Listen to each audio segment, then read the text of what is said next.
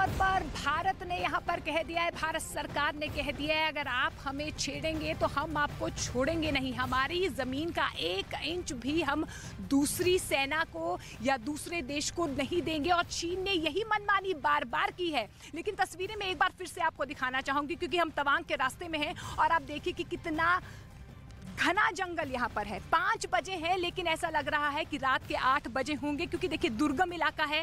काफ़ी चुनौतियाँ यहाँ पर तमाम भारतीय सेना को होती है। हाड़ कपा देने वाली ठंड है यहाँ पर। -2 डिग्री सेल्सियस यहाँ पर तापमान रहता है इस पूरे इलाके में। और आप देखिए कितनी ऊंची ऊंची पहाड़ियाँ आपको नजर आएंगी। ये वो ऊंची ऊंची पहाड़ियाँ, ये वो दुर्गम इलाके हैं जहाँ पर LAC है और यहाँ पर गश्त पेट्रोलिंग जो है दोनों सेनाओं की तरफ से की जाती है। लेकिन 9 दिसंबर को क्या हुआ? 9 दिसंबर को ये हुआ जब चीन की सेना ने एक बार फिर से मनमानी की।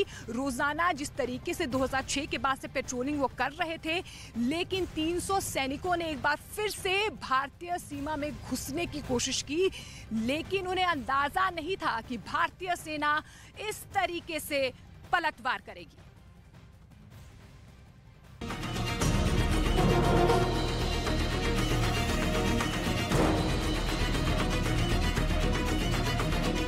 LAC पर चीन को मुंहतोड़ जवाब।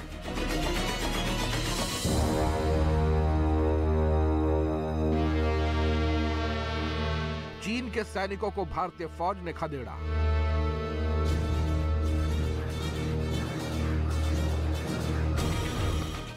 नौ दिसंबर को तवांग में हुई थी झड़प।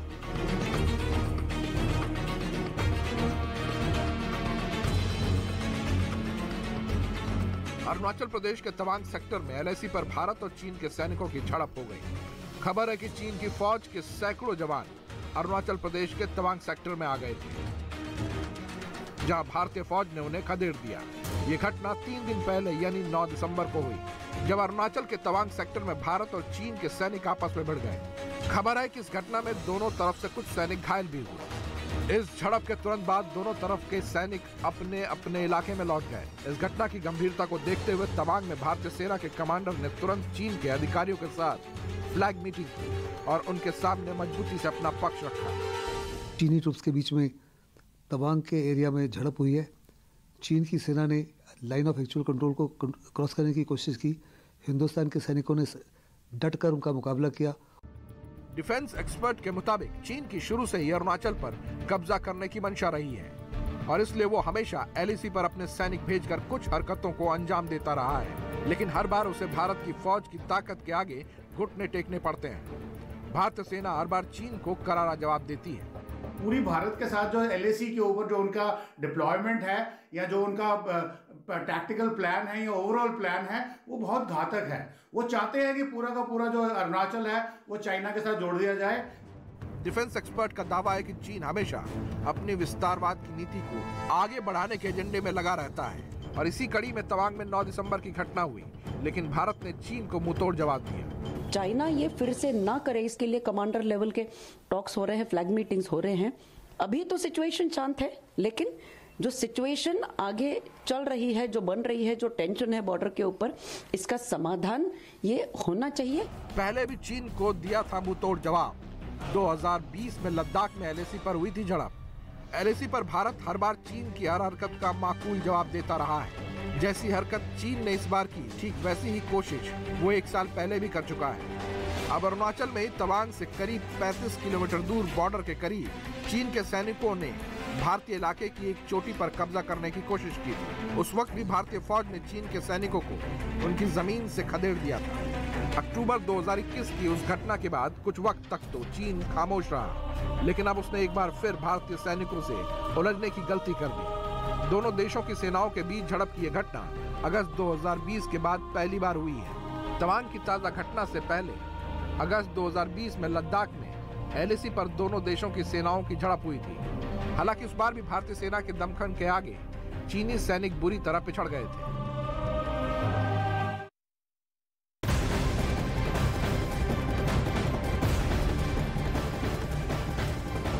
देखिए, सबक सिखाना होगा और लगातार भारतीय सेना अपने शौर्य और पराक्रम का परिचय दे रही है और सबक सिखा रही है। गलवान के बाद देखिए 2.5 सालों में 2.5 सालों में ये दूसरा वाकया हो गया है जब चीन ने इस तरीके से अपनी चौखट से एक बार फिर से चालबाजी की चाल चली। अब देखिए, विपक्ष लगातार सवाल खड़े कर रहा है कि चीन को सबक सिखाना होगा, लेकिन इस मुद्दे पर गृह मंत्री अमित शाह ने कांग्रेस पर पलटवार किया है। उन्होंने कहा इस पूरे मुद्दे पर कांग्रेस का दोहरा रवैया सामने आता है। साथ ही एक बार फिर से हिंदुस्तान के हर नागरिक को आश्वस्त किया है कि हमारी सरकार में एक भी टुकड़ा जमीन का दुश्मन देश ले नहीं पाएगा। मैं कांग्रेस पार्टी को पूछना चाहता हूं, ये दोगला रवैया जनता के सामने नहीं चलता है। जनता सब देख रही है। आपके परिवार द्वारा चलाया गया फाउंडेशन, उसका FCRA रजिस्ट्रेशन चीन की दूतावास से मिले हुए अनुदान से समाप्त हुआ है। आपके ही समय में हजारों किलोमीटर भूमि अवैध रूप से हमसे हड़प ली गई है। आपके ही समय में हमें मिली हुई सुरक्षा परिषद की सदस्यता आपने निजी संबंधों को बनाने के लिए चीन की भेंट कर दी है। ये सारी जनता इस सभी विषयों को जानती है। मैं इतना स्पष्ट कहना चाहता हूं कि भारतीय जनता पार्टी की सरकार है, नरेंद्र मोदी इसके प्रधानमंत्री है, और जब तक भारतीय जनता पार्टी की मोदी सरकार चल रही है, 1 इंच जमीन पर भी कोई कब्जा नहीं कर सकता।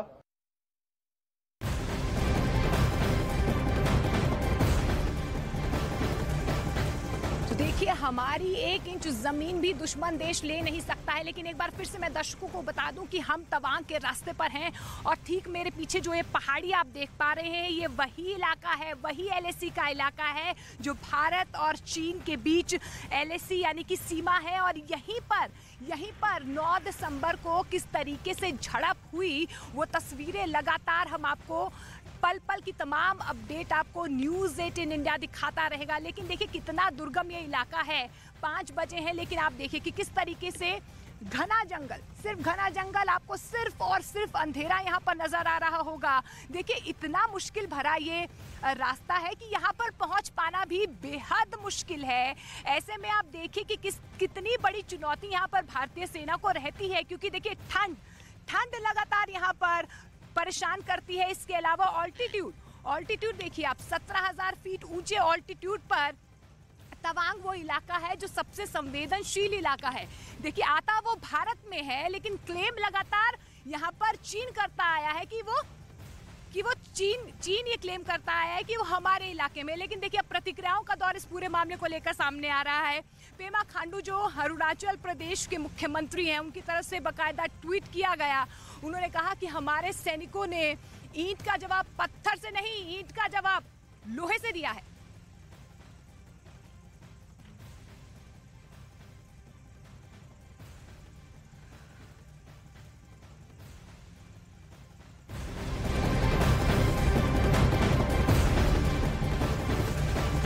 देखिए लगातार तस्वीरें हम आपको दिखाने की कोशिश कर रहे हैं, क्योंकि हम भी तवांग के ही इलाके पे हैं और तवांग के ही रास्ते पर हैं। थोड़ा रास्ता मुश्किल है क्योंकि कहीं रास्ता टूटा हुआ है। देखिए BRO ने पूरा जो इलाका है वहाँ पर BRO की गश्त हमें देखने को मिलती है। लेकिन जो 9 दिसंबर को जो हुआ, आखिर ऐसा क्यों हुआ? दोनों सेनाएं जब पेट्रोलिंग कर रही थी तो चीन ने इस तरीके की चालाकी क्यों की और किस तरीके से भारतीय सेना ने उन्हें खदेड़ा है? ऐसे कई सवाल है, लेकिन एक रिपोर्ट आप देखिए और इन सवालों के जवाब आपको इस रिपोर्ट के जरिए मिल जाएंगे।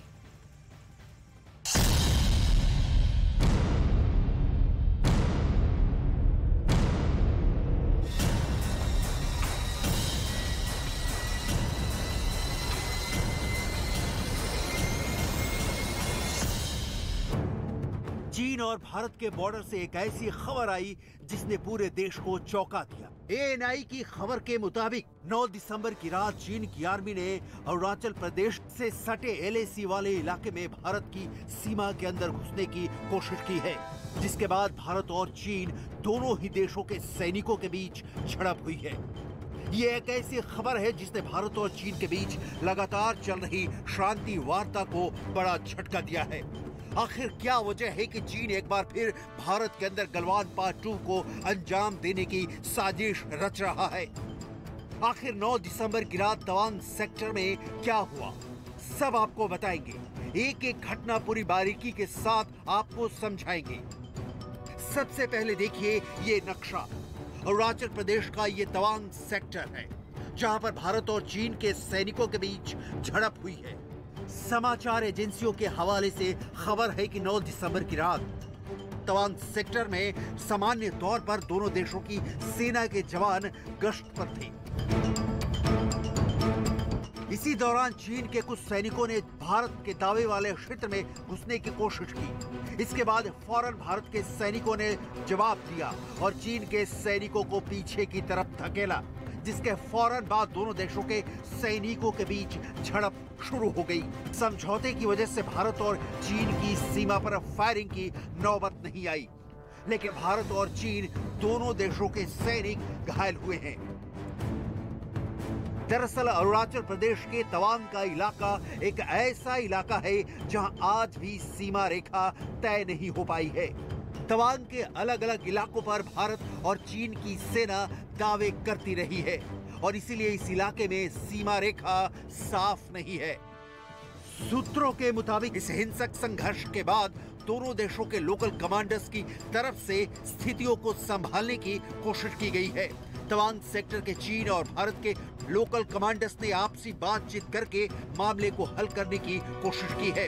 गलवान की खूनी झड़प के बाद से ही लगातार ईस्टर्न लद्दाख में भारत और चीन के कोर कमांडर्स के बीच मीटिंग्स हो रही थी और शांति स्थापित करने का प्रयास किया जा रहा था।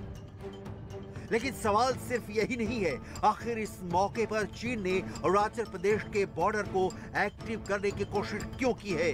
चीन में शी जिनपिंग के खिलाफ जिस तरह की बगावत हुई है, क्या चीन की जनता के उस गुस्से से दुनिया का ध्यान भटकाने के लिए और बीजिंग के अंदर अपनी सत्ता को मजबूत करने के लिए जिनपिंग की तरफ से ही पीएलए के टॉप कमांडर्स को बॉर्डर्स पर गड़बड़ी और तनाव पैदा करने के इशारे किए गए हैं? ये एक बड़ा सवाल है।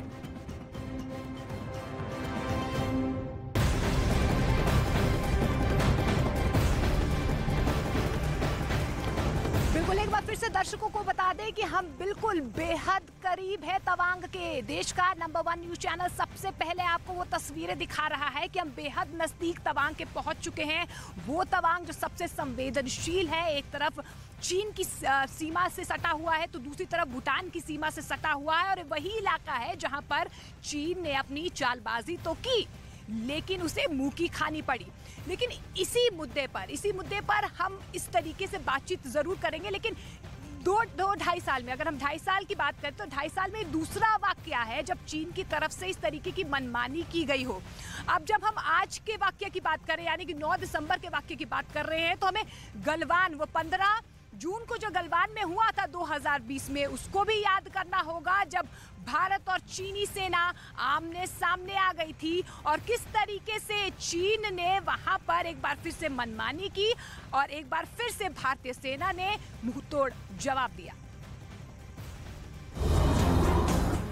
चीन की ताजा हरकत की वजह से एलएसी के आसपास फिर से बड़े एनकाउंटर का खतरा खड़ा हो गया है।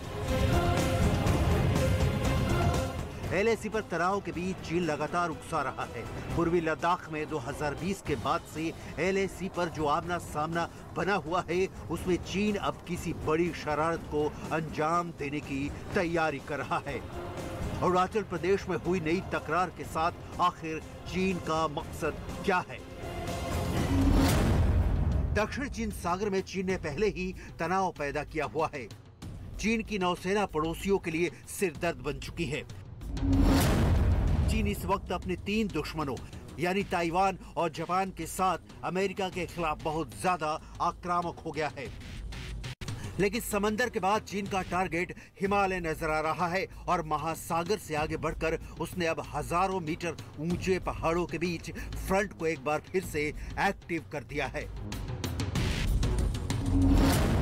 यही वजह है कि चीन के फाइटर एयरक्राफ्ट अब एलएसी पर भी लगातार उड़ रहे हैं। चीन ने युद्ध के लिए भड़काने वाला काम शुरू कर दिया है और इसमें उसने अब अपनी एयरफोर्स के बहुत ही खास और फ्रंट लाइन फाइटर्स को इस्तेमाल करना शुरू कर दिया है।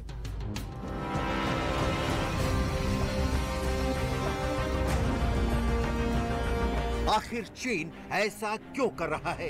क्योंकि जिस मुद्दे को लेकर भारत और चीन के कमांडर लगातार बात कर रहे हैं, जब दोनों देशों की सेनाओं के बीच तनाव कम करने की कोशिश जारी है और दोनों तरफ की मिलिट्री लीडरशिप एक दूसरे के लगातार संपर्क में है, तब सवाल है कि अरुणाचल प्रदेश में चीन ने भड़काने वाला कदम क्यों उठाया?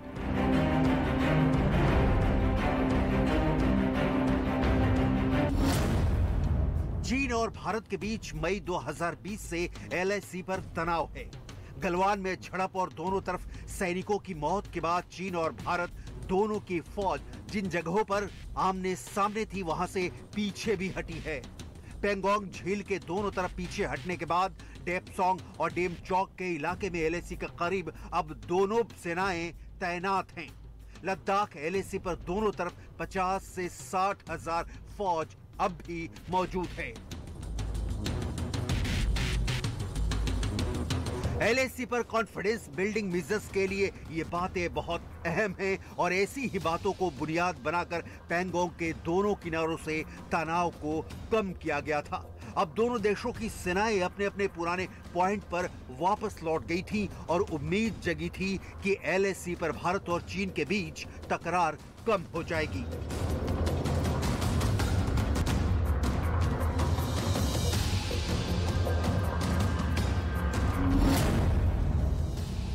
लेकिन लगता है कि शी जिनपिंग ने इन बातों को जैसे डस्टबिन में डाल दिया है, क्योंकि चीन की सेना दोनों देशों के बीच बातचीत को कोई अहमियत नहीं देती। चीन दरअसल वो करना चाहता है जो उसके विस्तारवाद वाली नीति कहती है।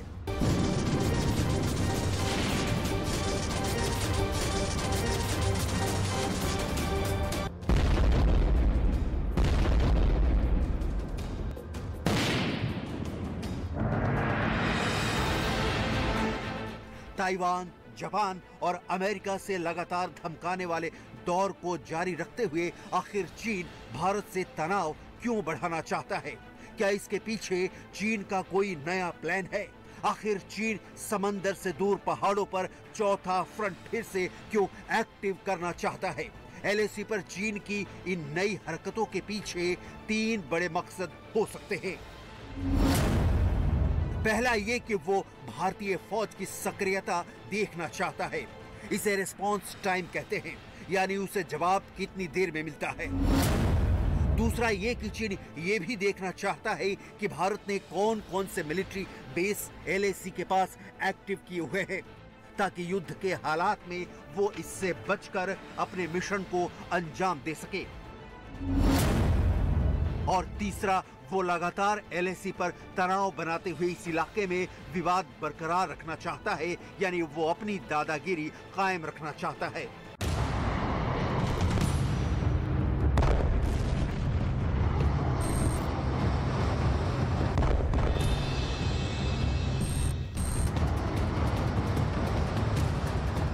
सत्रह जुलाई 2022 को भारत और चीन के कमांडर्स के बीच 16वें दौर की बात हुई थी और अब 17वें दौर की बातचीत का इंतजार है। लेकिन अब चीन ने अरुणाचल प्रदेश में जो हरकत की है, उससे लगता है कि 2023 में वो भारत के साथ फिर से तनाव बढ़ाना चाहता है। LAC पर उसकी नीयत फिर से खराब नजर आ रही है।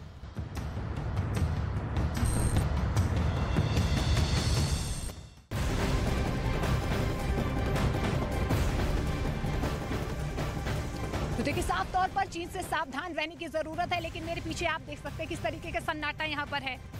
कुछ आपको नजर नहीं आएगा क्योंकि हम बेहद करीब है तवांग के ग्राउंड जीरो से। लगातार आपको सीधी तस्वीरें हम दिखाने की कोशिश कर रहे हैं। अब देखिए, लगातार प्रतिक्रियाओं का दौर शुरू हो गया है। कांग्रेस नेता शशि थरूर की तरफ से साफ तौर पर कहा गया है, जो भारतीय सेना ने किया हम उसके साथ है, लेकिन चीन से सावधान रहना होगा। राजनाथ सिंह साहब से ये भी कहा हमारे रक्षा मंत्री के कि इस विषय पे आप लोग एक साथ दिखाना चाहिए लोगों को, दुनिया को, कि भारत एक है। हर पार्टी के हर व्यक्ति जो है इस विषय पे हमारी फौज के साथ है। और मेरे ख्याल में जो कल हुआ ये तो एक बहुत बड़ा इशारा है हमारे तरफ से, हमारी जो रेजोल्यूशन, हमारे जो विजिलेंस है हमारे तरफ से और उनके तरफ से, कि उनके जो सोच है ये सीधी बात नहीं है हमारे देश के लिए। और हम हमारी टेरिटोरियल इंटीग्रिटी, हमारे देश की सॉवरेंटी के लिए बहुत बहुत कामयाब भी है और इसमें हम एकता के साथ हम रेजिस्ट करेंगे।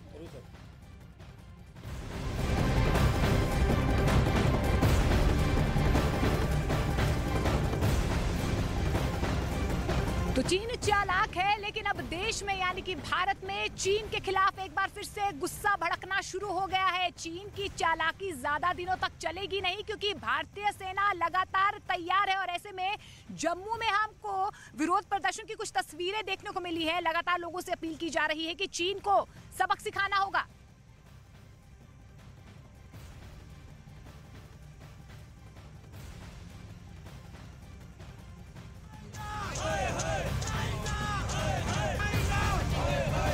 तो आपको जम्मू की ये तस्वीरें हम दिखाने की कोशिश कर रहे हैं। देखिए, मनमानी चालाकी चीन की तरफ से लगातार की जा रही है। पहला उसका फोकस गलवान था और दक्षिणी लद्दाख का इलाका था, पेंगोंग के आसपास के इलाके थे। लेकिन अब देखिए, इसी पैटर्न पर एक बार फिर से तवांग, अरुणाचल प्रदेश उसके निशाने पर आ गया है। देखिए, अरुणाचल प्रदेश को लेकर लगातार चीन यहाँ पर भारतीय सेना को और भारत को उकसाता है। लेकिन अब देखिए, देश में एक बार फिर से गुस्सा चीन के खिलाफ।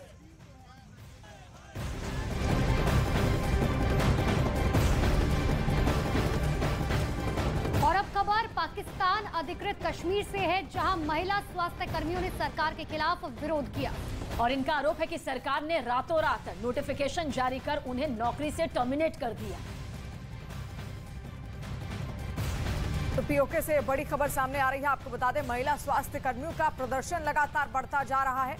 नौकरी से बर्खास्त किए जाने का विरोध प्रदर्शन यहां पर किया जा रहा है। पाकिस्तान ऑक्युपाइड कश्मीर से ये बड़ी खबर हम आपको बता रहे हैं।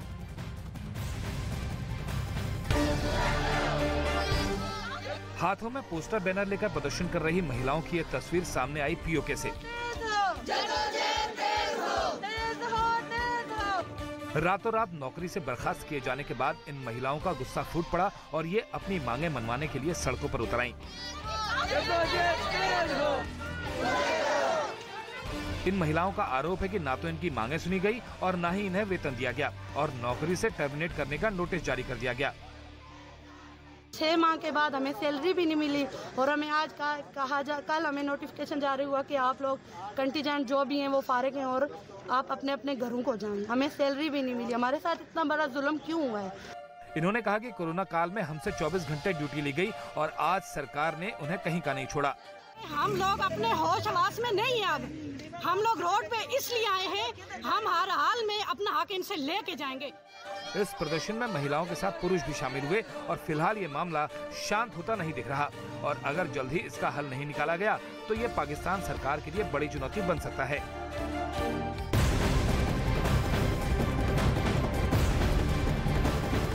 और रूस के कब्जे से कई इलाकों को छीनने के बाद यूक्रेन की सेना के हौसले 7वें आसमान पर हैं। वहीं आपको बता दें कि रूस के टीवी चैनलों में दावा यह किया जा रहा है कि यूक्रेन की सेना रूस की सीमा में घुसकर हमला कर सकती है। यूक्रेन के टारगेट पर इस बार मॉस्को होगा, जिस पर हमला करने की प्लानिंग की जा रही है।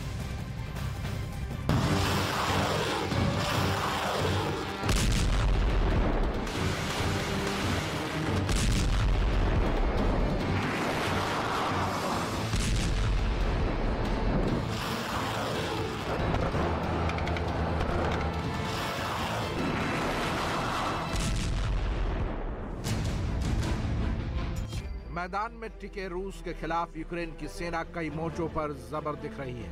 कभी रूस के एयरबेस को निशाना बनाया जाता है,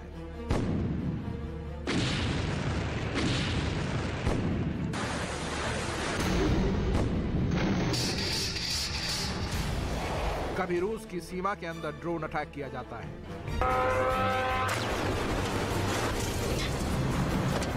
तो कभी पुतिन की प्राइवेट आर्मी के हेडक्वार्टर को ही तबाह कर दिया जाता है।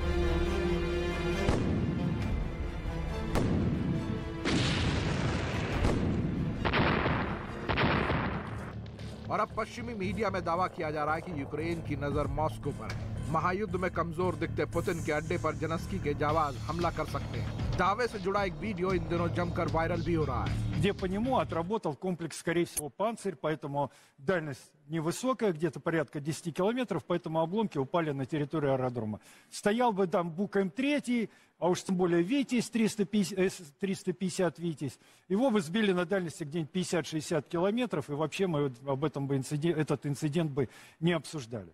Поэтому, конечно, провокации такие будут. И вероятность того, что они даже попытаются... अगर ये दावा सच है तो ये पुतिन के लिए खतरे की घंटी है। जेलेंस्की के इस घातक कदम से रूस महायुद्ध में कमजोर ही नहीं पड़ेगा, बल्कि चारों खाने चित पड़ जाएगा। कीव से मॉस्को की दूरी को देखें तो दोनों देशों के हेडक्वार्टर के बीच करीब 710 किलोमीटर का फासला है। अमेरिका और साथी देशों से मिली मिसाइल को अगर कीव से दागा जाएगा तो महज कुछ ही मिनटों में मॉस्को में तबाही के निशान छोड़ जाएंगे।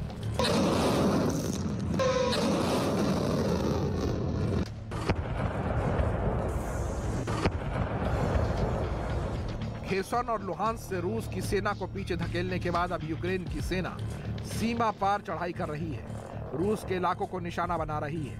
उनका टारगेट अब पुतिन का मॉस्को है। तो क्या ये मान लिया जाए मॉस्को पर हमला होने वाला है? क्रेमलिन जेलेंस्की के टारगेट पर है। रूस के सैन्य ठिकानों का क्या होगा? बौखलाया रूस न्यूक्लियर अटैक तो नहीं कर देगा?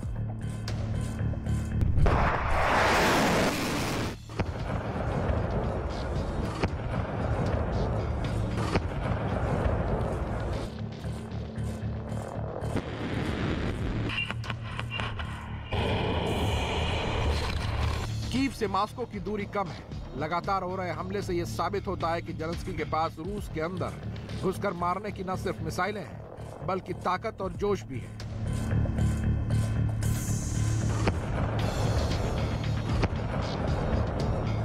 युद्ध की शुरुआत में पश्चिमी मीडिया में दावा किया गया था कि यूक्रेन के पास रूस के अंदर तक मार करने वाली मिसाइलें नहीं हैं, इसलिए मॉस्को सुरक्षित है। पर फिलहाल ऐसा नजर नहीं आ रहा। पश्चिमी मीडिया में दिए इस इंटरव्यू में मॉस्को पर हमले का संकेत पुतिन को डराने वाला है। मॉस्को पर हमले का अंदेशा ऐसे ही नहीं जगा तो उसके पीछे है यूक्रेन के ताबड़तोड़ हमले। 5 दिसंबर 2022 रूस के रिजाइन इलाके के एयरबेस पर हमला हुआ। 5 दिसंबर 2022 को ही सरातफ इलाके में बने एयरबेस पर ड्रोन अटैक हुआ। 7 दिसंबर 2022 रूस के कुर्स एयरफील्ड पर ड्रोन अटैक हुआ। यानी बैक टू बैक यूक्रेन ने रूस की जमीन को दहलाने की कोशिश की, जो ये साबित करती है कि यूक्रेन की सेना रूस की सीमा के कितने अंदर घुस चुकी है, तबाही मचाने के लिए तैयार है।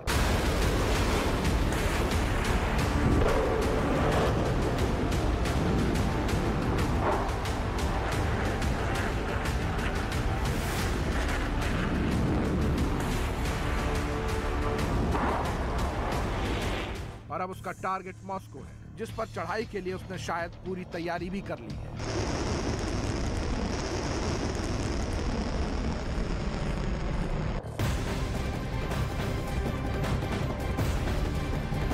और पुतिन की फौज ने एक ऐसा पासवर्ड हैक कर लिया है जिसकी वजह से जेलेंस्की का डर 10 गुना बढ़ गया है।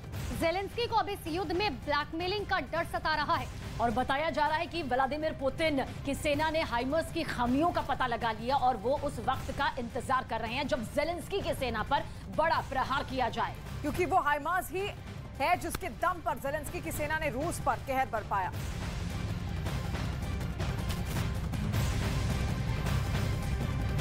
तो वहीं चीन में शी जिनपिंग की सरकार के खिलाफ गुस्सा सड़कों पर दिखाई दिया। लोगों का गुस्सा बढ़ता जा रहा है। जीरो कोविड नियम में ढील के बाद अब डॉक्टर्स का विरोध प्रदर्शन भी शुरू हो चुका है। वहीं साथ साथ ये भी बता दें कि डॉक्टर्स की मांग है कि उनकी सैलरी बढ़ाई जाए।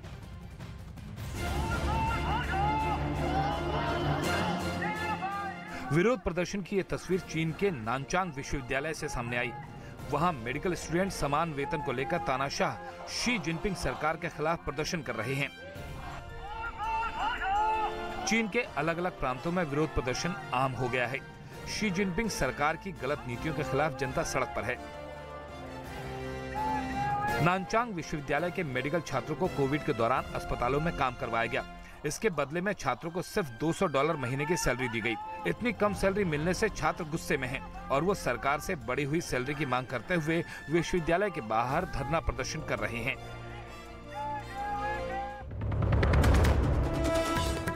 तवांग पर संसद में विपक्ष के हंगामे के बीच संसद में रक्षा मंत्री राजनाथ सिंह का बयान कहा चीन ने की अतिक्रमण की कोशिश, भारतीय सेना ने दिया मुंहतोड़ जवाब। सेना ने बहादुरी से पीएलए को हमारी टेरिटरी में अतिक्रमण करने से रोका और उन्हें उनकी पोस्ट पर वापस जाने के लिए मजबूर कर दिया। अध्यक्ष महोदय, अरुणाचल प्रदेश के तवांग में भारतीय सेना ने चीन के सैनिकों को दिया मुंहतोड़ जवाब। चीन के कई सैनिक हुए जख्मी, चीन ने हालात को बताया स्थिर। ये भारतीय जनता पार्टी की सरकार है, नरेंद्र मोदी इसके प्रधानमंत्री है और जब तक भारतीय जनता पार्टी की मोदी सरकार चल रही है 1 इंच जमीन पर भी कोई कब्जा नहीं